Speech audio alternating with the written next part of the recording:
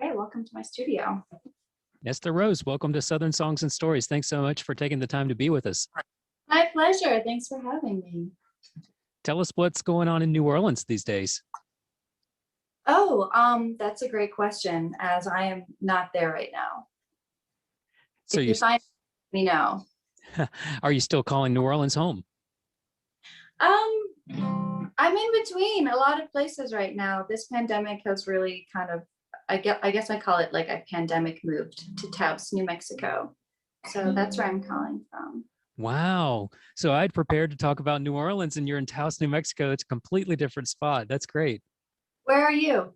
I'm here in Spindale, North Carolina, near the Appalachian Mountains in the foothills. Ooh, lovely. Cool. From the Appalachian all the way to the Rockies, you know. Yeah, yeah.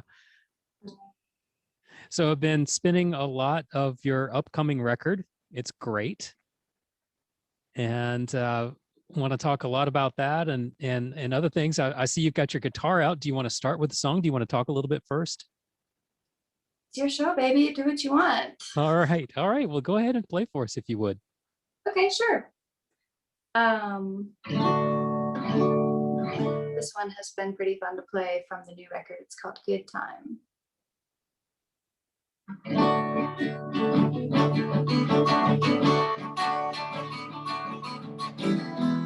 Make it happen, oh you know I will.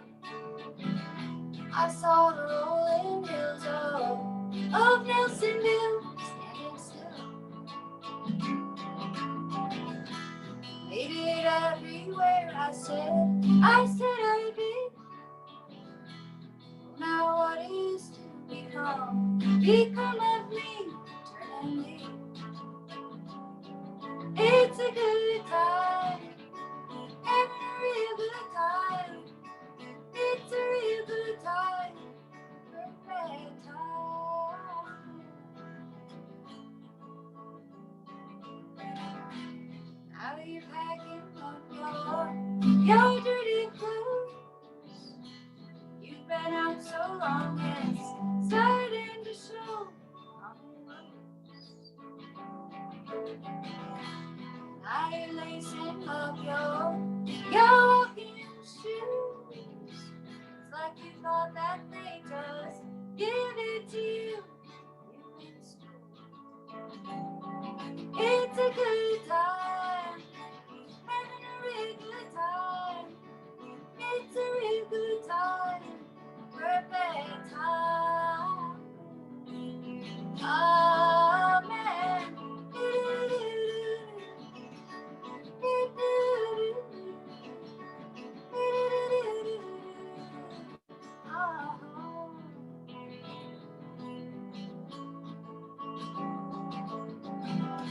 Said you'd make it and you RSVP.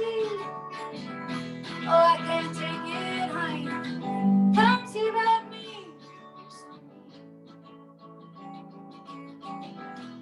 Leave your trouble, honey, right at the door. And leave your girlfriend too, you know. She's such a bore. It's a good time, having a real good time. It's a real good time, perfect time. Amen.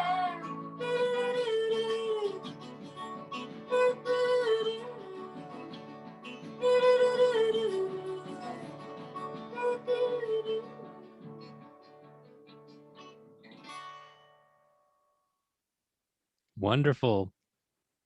Is that the guitar that you played on the record, your semi-hollow body? Yep, this is the one. So She's that's, a beaut. yeah, that's a beauty. People really go crazy for the Jello pick guard, the Jello mold pick guard looking thing. So an electric played acoustic, is that right? Well, I mean, as you can tell, it has like a really nice strum, you know, it's a hollow body. So it's crucial for me to have a guitar that sounds good off stage that I could just write songs on. So yeah, I just kind of got used to the really kind of percussive strum. Sounds good through an amp too. Hmm. It does it all. I read a couple of things about this record, and some of them, the couple of things that attributed the statement that you said that this is a country record because, and I read two different things about why that was. And one of them said that it was for your habit of going for walks in wild places to untangle your mind. And the other said that it was the personal nature of the songs. Are those two statements at odds, or are people reading it right, or how's that? Um, Gosh, I mean, I just want to further confuse you by throwing like a new statement in. I mean, I think it's sort of like, everyone has their own definition of country music, and we're all coming to music from such different like genres. And so, I kind of just said that just to kind of open it up and remove the genre aspect of it, and just state like, yeah, I'm literally in the country. So there's no way to dispute the genre. It's a big term, country music. It's very broad. How do you find yourself in that context? Would you find a specific place? No, we're kind of misfits, and I kind of like it that way. It's kind of nice not really fitting in anywhere. I feel like I'm used to that in my life, and that's kind of what's so great about the New Orleans music community, is that we all kind of are coming from really different places in the world, and in the musical spectrum. So I think that it's kind of just a gathering spot for misfits, and I like that. New Orleans is a city very well known for jazz, but I've not first associated New Orleans with a lot of other styles. So tell us about the scene there for your kind of country flavor. Hmm. Yeah. Well, I feel like every kind of style of music has its home there. I mean, you name it, it's all happening. But the country music scene has really been flourishing in the past few years, and I think that's due to Mashed Potato Studios, which is this kind of like this renaissance of analog recording. And these two guys, Sam Dors and Duff Thompson, got a reel-to-reel and started recording bands in their houses. And so my band was one of the first bands to like make a record and release it like through their system. And since then they've just recorded so many incredible bands. And so it's really it's shown us what a beautiful scene we have. Yeah, we're fans of Sam Dors too. Cool. Yeah, he had co-produced the last two records, but this most recent one I did with Ross Barb, who also did everything analog with reel-to-reel, and he's been doing a lot of bands in New Orleans as well. Recording it live to tape, was that a new experience? No, that's how we've done them all. I prefer to work without a click track and just have the band play live if we can. So how many takes how does that affect the outcome of the record versus, say, being able to go in knowing that you're going to overdub? Well, it's been a long time since I went in knowing I was going to overdub. So we just kind of do what we have to do. And sometimes it can be challenging, if we're like 8 tries into a song and we still haven't got it, then I think things get really fun then, because that's when the band, no one wants to be the person that has to stop the take and rewind the tape. So like, that's when magic can really happen. Mm. And these songs were really pretty new when you went into the studio. So you had a kind of a different relationship with them when you recorded them. I think it might have been a little bit more difficult to get it down. Is that right? Meaning we hadn't tried them out on the road for years and years. Well, I was referring to an interview where you talked about your sort of relationship with the material, with the lyrics, with where the songs were coming from. Well, certain songs I've just completely avoided playing live, and so those songs were pretty tough to record. But that's what I want. I want that toughness. It's nice when things. It's not nice. How do I describe it? I mean, what else is there in life? It's like it's a great opportunity to revisit a moment of learning and encapsulate it in beauty, and then from that moment on, the song is no longer as intense or difficult to get through. It's like a real marker. And you talked about how the production was influenced by two-step dancing and how that kind of informed some of the songs on here in the recording process. Tell us about two-stepping and how you like dancing. Yeah, well, I guess that when I'm sitting around working on songs, unknowingly, I'll kind of imagine how I might dance to it. So I think that rhythm has been like a constant theme through the albums. You know, they're danceable. Gosh, I miss partner dancing. What about you?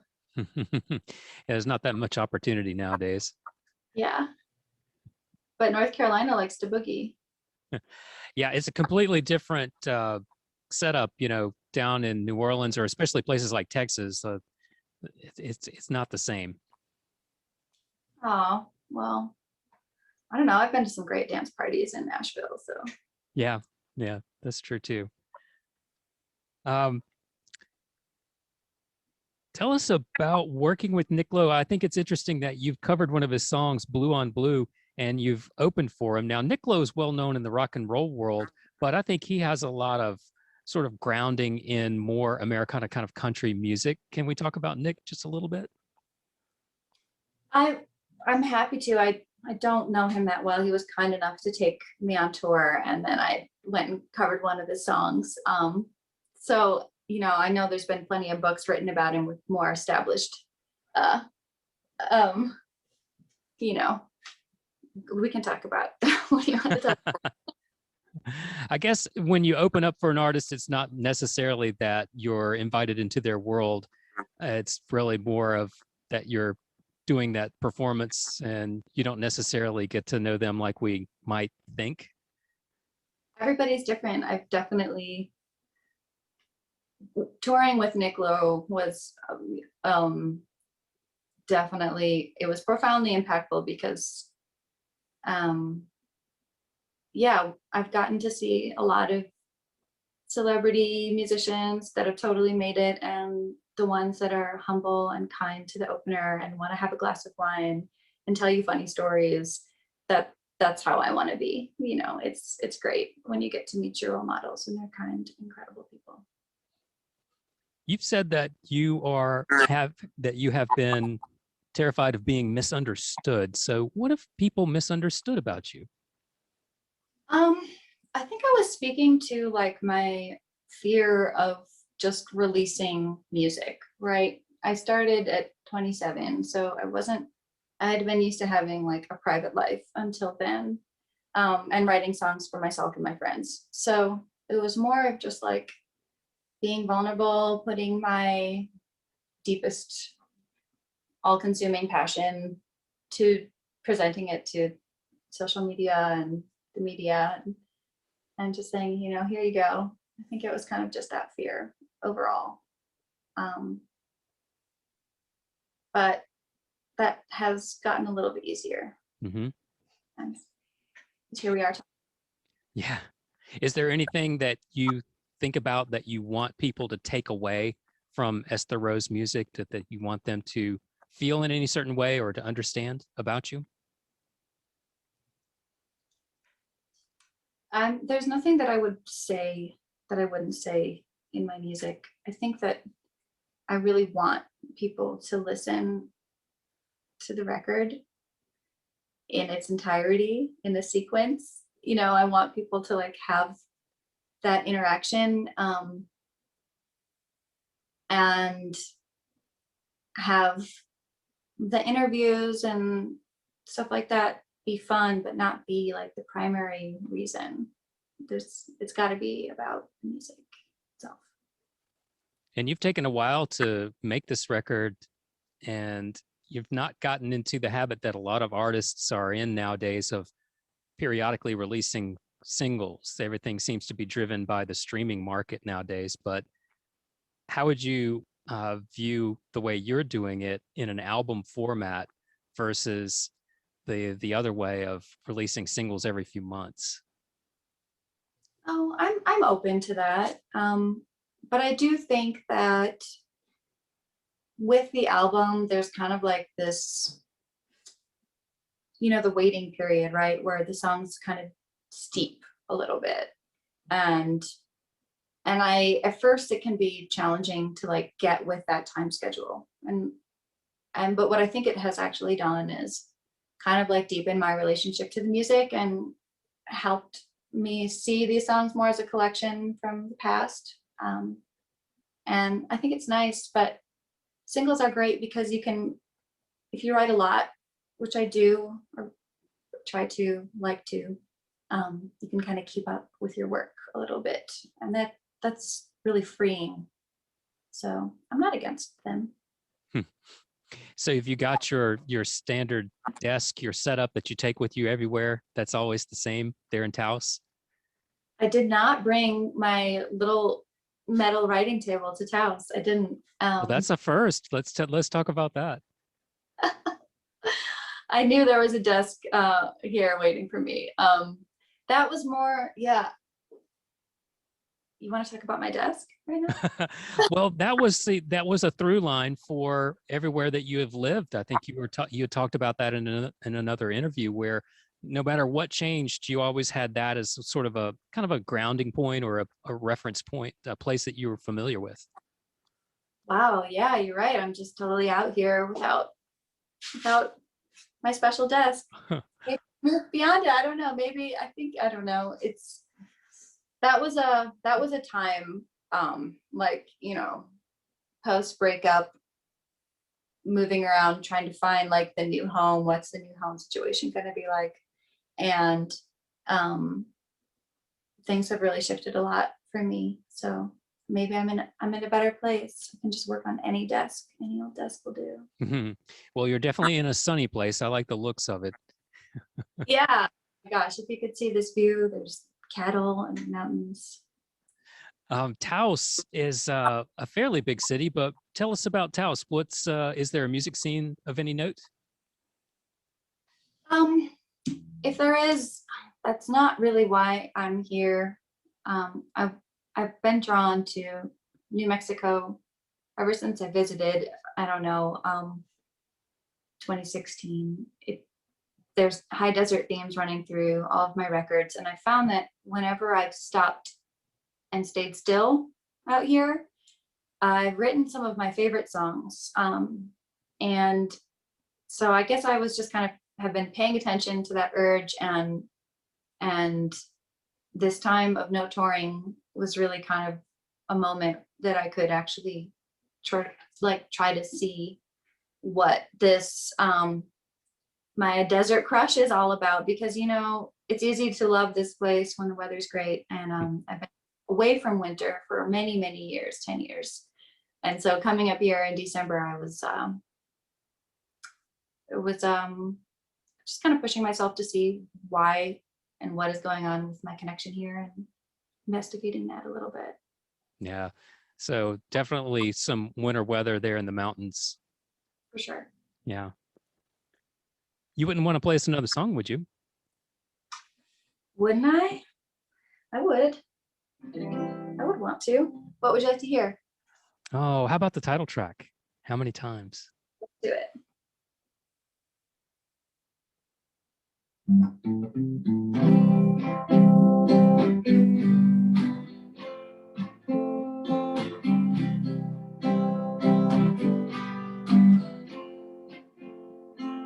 Standing in the shower till the heat runs out. Trash is on the corner where I put it out. Bills to take, the pain.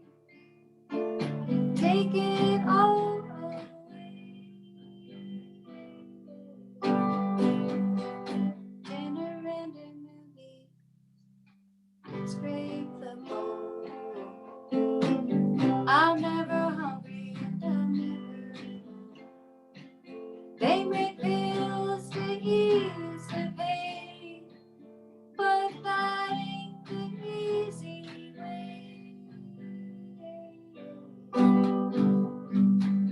How many times will you break my heart? How many times will you break my heart? How many times will you break my heart? How many times will you break my heart?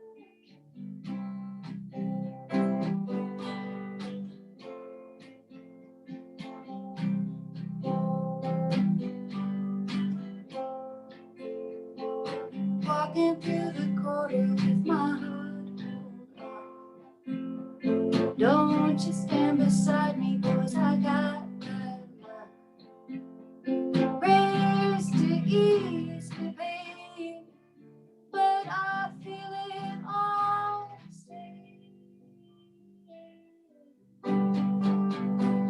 Thought I hit the bottom, but I'm falling fast. Tell me, why is it so hard to get the compass? Rain, no more rain. Won't you spare a little change? How many times will you break my heart? How many times will you break my heart? How many times will you break my heart? How many times will you break my heart?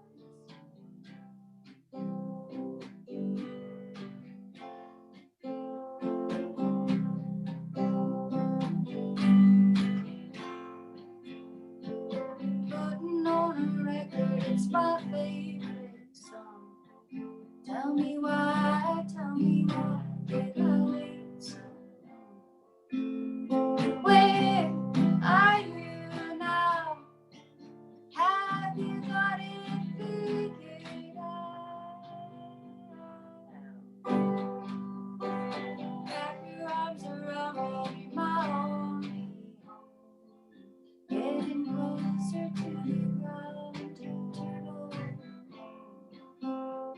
I thought I heard a sound, but there's no one else around.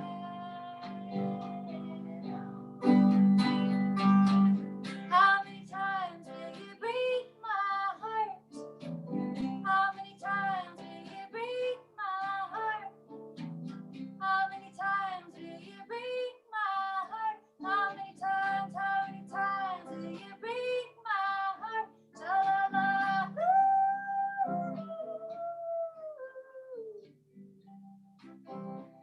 break my heart. Ta-la-la,